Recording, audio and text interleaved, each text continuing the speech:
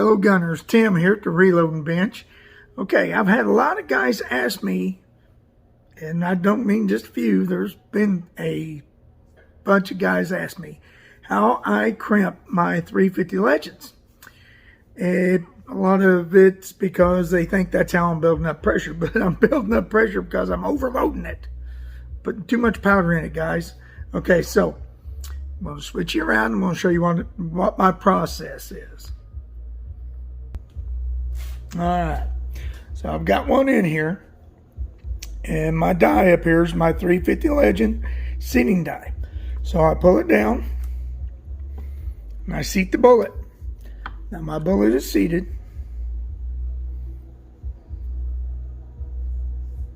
Yes, it's a semi-wad cutter. I've not had any trouble with this. This is the Lee Tumble Lube 158 grain.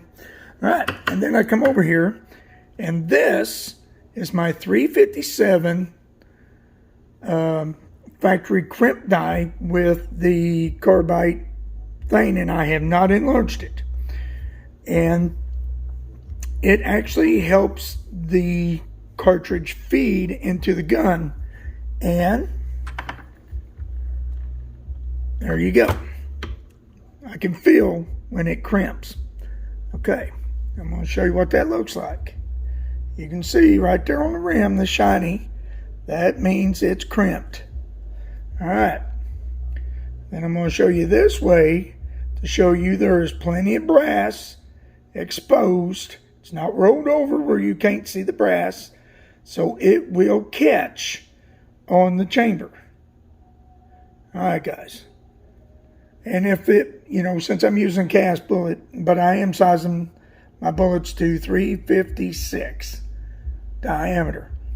You can see that that carbide has, well, I'm using Winchester.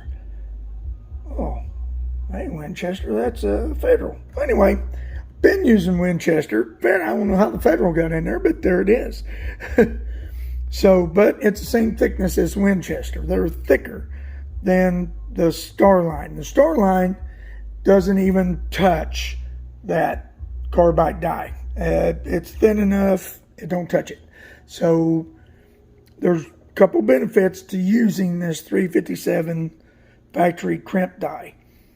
When I'm using Winchester and the cast bullets, it takes the little bulges out, so it helps feed better.